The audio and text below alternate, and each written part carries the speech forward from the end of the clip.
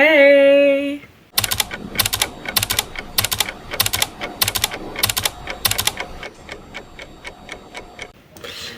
Aujourd'hui, nouveau bilan lecture. Alors oui, sorry, j'ai un bouton, voilà.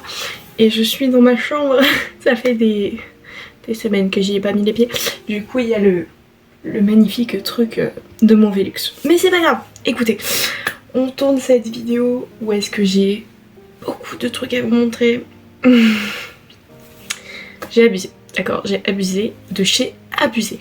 Mais c'est pas grave, c'est ok. Alors, il y en a, ils vont me dire non mais il y a rien. Quand même. On va commencer par ce que je regrette le plus. C'est qu'il n'y a pas de tome 4 avant décembre. Phantom Buster. Phantom Buster, mesdames et messieurs. Tome 1, 2, 3. Oh, une pépitasse, d'accord. En fait, j'ai trouvé le poster qui est... On le voit peut-être sur le vlog qui va sortir peut-être ce mois-ci, peut-être le mois prochain, bref. Et j'ai trouvé le poster gratuit dans ma librairie. Puis après j'ai acheté le tome 1 et le tome 2, le tome 3 en même temps. Et je m'étais en mode oh bah ça va, le mois prochain sortira le tome 4. Il sort au mois de décembre. Au mois de décembre.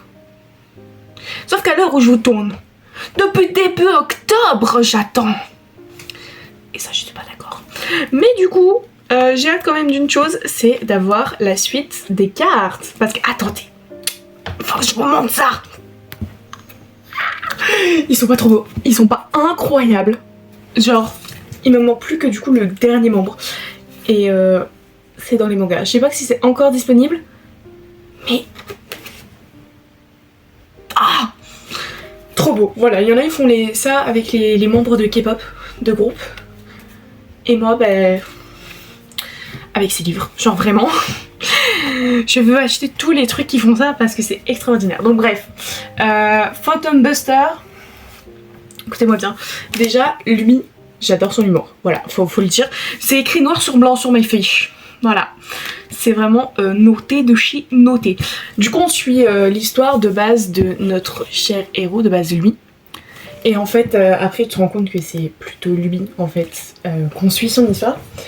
Et donc du coup c'est un groupe de 4, sauf qu'en fait ils deviennent un groupe au fur et à mesure parce qu'en fait ils ont tous des caractéristiques spécifiques reliées au paranormal, voilà.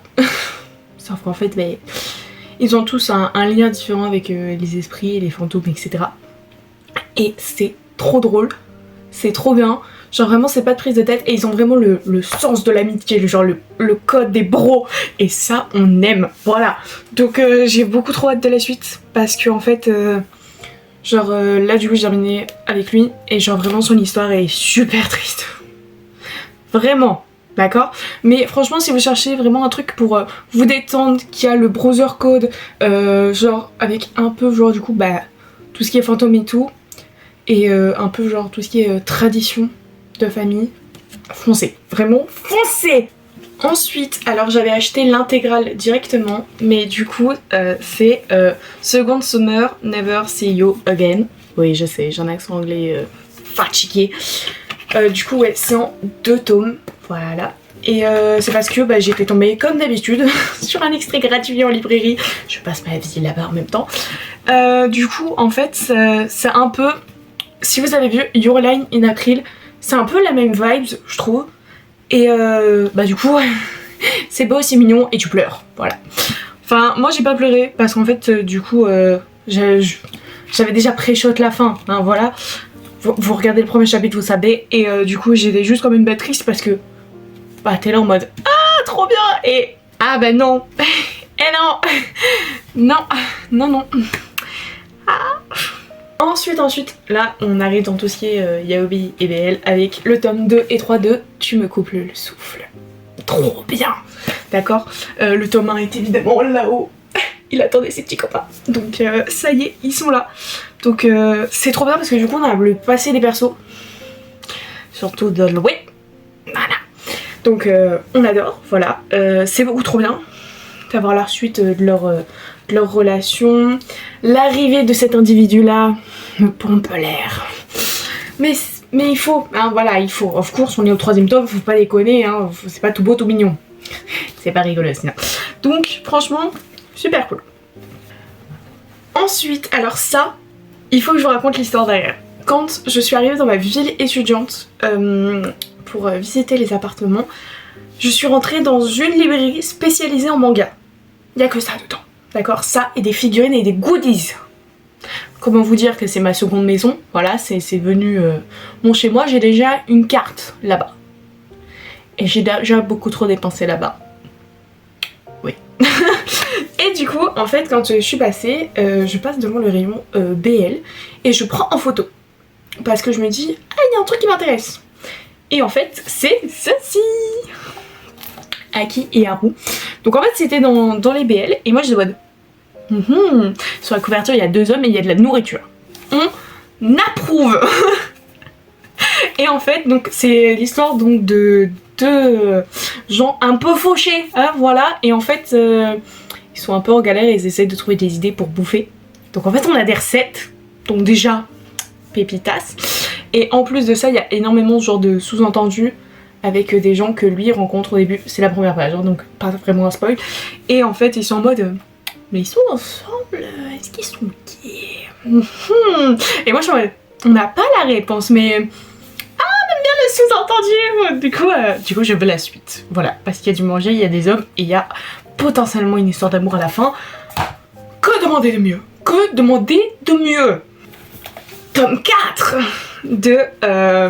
j'arriverai toujours pas à le dire. Minato Coin Laundry. Voilà. Trop pépo, regardez-moi ça, j'adore. Du coup on a fini enfin l'arc avec le prof, voilà. Le prof c'est ciao. Et en vrai c'est bien parce que j'aurais rajouté 1 ou 2 tomes en plus, j'aurais été bonne, c'est trop long, faut arrêter. Du coup, ils sont très très pipous. Et en fait on découvre un lien en fait entre les deux plus présent que ce qu'on pensait. Et ça, on aime beaucoup. Du coup, il me faut absolument la suite parce que je veux tous les détails de comment ils ont réagi et je veux la suite en fait. Voilà, c'est tout. Mon porte-monnaie, il est là et il crie. Voilà, il est épais mais c'est pas vrai, c'est que du vent, c'est que des cartes. Donc il crie famine. Voilà. Il est là en mode... comme ça, voilà. Je vous le dis, je vous le dis. Ensuite, alors ça c'est une grande découverte. C'est du coup, dans mon second chez moi, voilà, à la librairie manga. Je sais pas pourquoi, je regardais un truc et tout, et je suis tombée là-dessus. Je ne connaissais pas du tout. Donc c'est Rakai de bibliothèque. Donc c'est pour un peu, du coup, le jeu de mots genre de rat de bibliothèque et le fait que c'est une racaille au vu de sa dégaine. Voilà. Donc franchement, c'est vraiment la lecture pas du tout prise de tête, d'accord? J'adore du coup le cadre du coup ordinaire de la situation. Et j'adore aussi le caractère du perso parce que du coup ça crée vraiment un contraste entre l'univers un peu bibliothécaire et tout, genre tranquille, calme, et peu de lui.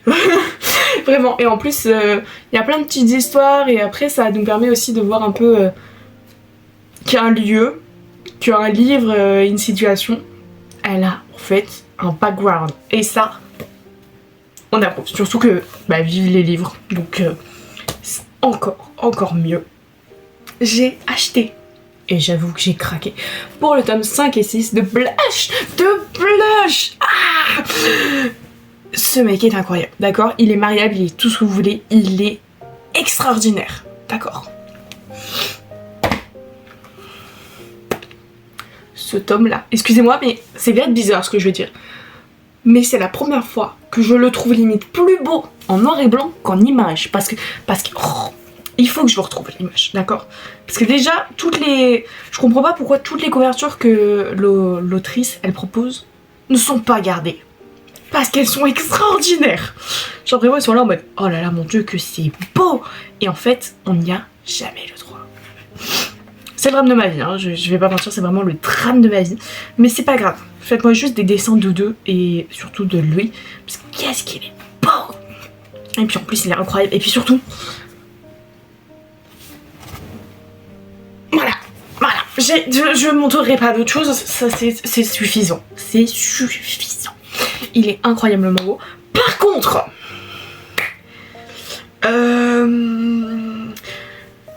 J'ai jamais été autant en colère sur un perso depuis un bon moment. Mais alors son frère, à lui, il mérite de mourir. Voilà, je suis désolée, il mérite de mourir. C'est un énorme... Ah, je peux pas dire FDP puisqu'en fait son frère est incroyable. Mais... Je le déteste du plus profond de mon cœur. Je veux qu'il crame en enfer. Même en enfer, c'est trop doux pour lui. Ce personnage, genre vraiment, comment on peut faire un personnage aussi incroyable et un frère aussi horrible? C'est-à-dire que même Red Flag, c'est pas suffisant. D'accord. Faut le faire quand même, hein. Faut le faire. Mais son frère... Écoutez-moi bien, j'espère qu'en fait, dans le tome suivant, oups, il tombe du 18e étage et il s'écrase au sol. Là, je le dis en rigolant parce qu'en fait, je viens d'imaginer l'image et c'est super drôle, mais il faut qu'il meure. Pour le bien de tout le monde. Parce qu'il le mérite. Voilà, je suis désolée, son frère mérite de crever. Voilà. Et enfin, après tous ces mangas, un roman. J'ai enfin fini Lost Boy. Écoutez-moi bien, c'est je pense le livre que vous avez le plus vu sur cette chaîne, d'accord? Parce que vous voyez en soi mes livres 2 fois. Quand je vous les montre, quand c'est à Noël ou anniversaire, et quand je vous fais le bilan de lecture. Mais Lost Boy de Christina Henry, ça doit faire au moins 6 vidéos que vous le voyez. Sachant que j'en sors une tous les mois. Vous voyez? Donc ça fait un moment. Donc, il est pas si gros, hein. Vous savez combien j'ai fait de pages? 324. Il m'a fallu des mois pour le lire. Alors que, désolé, mais c'est un banger. C'est trop bien. Mais je sais pas, mon cerveau il s'est dit ouais non, tu vas lire 10 pages tous les 6 semaines. Alors que la fin, je l'ai dégommée en 24 heures. Voilà. La fin, c'est-à-dire les 2 tiers. Je suis absolument pas dans la vie.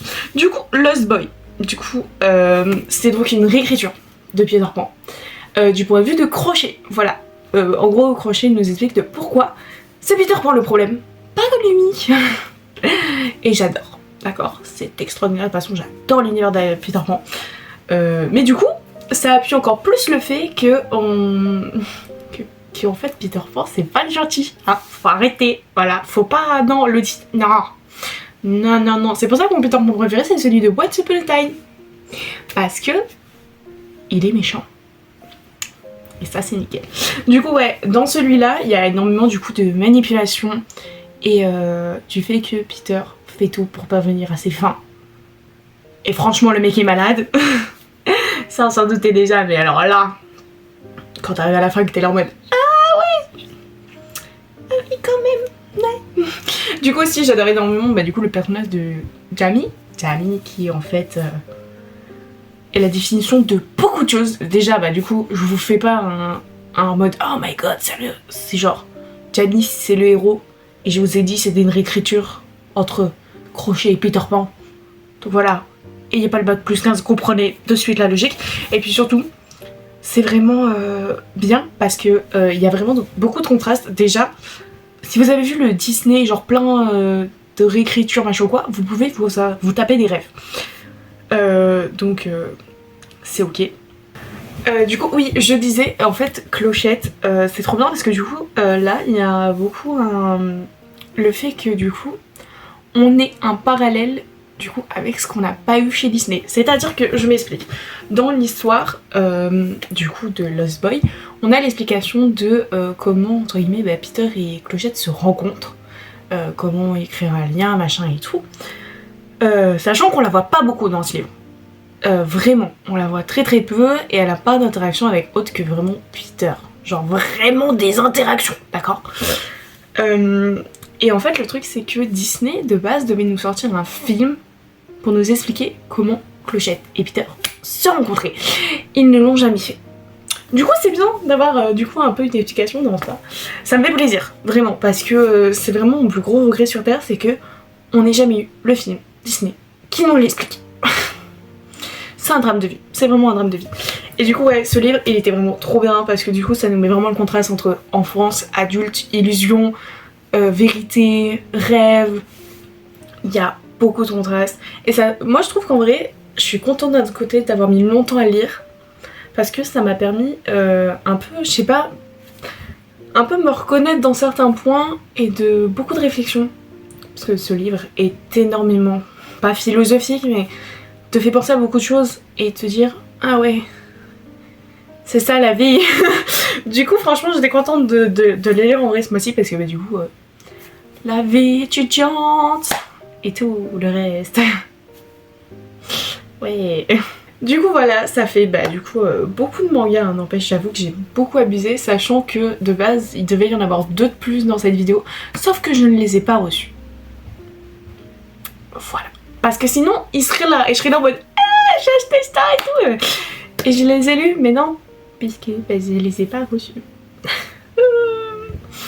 Enfin bref, j'espère que cette petite vidéo vous aura plu. Je vous invite à vraiment tout lire, voilà. Mais sachant que là je vous ai présenté que des suites à part Phantom Buster, faut tout commencer. Voilà, lisez tout, la lecture c'est important même si ça nous rend pauvres. Voilà, je vous fais des bisous, on se retrouve le mois prochain, like, abonnez, tout ça, bye bye.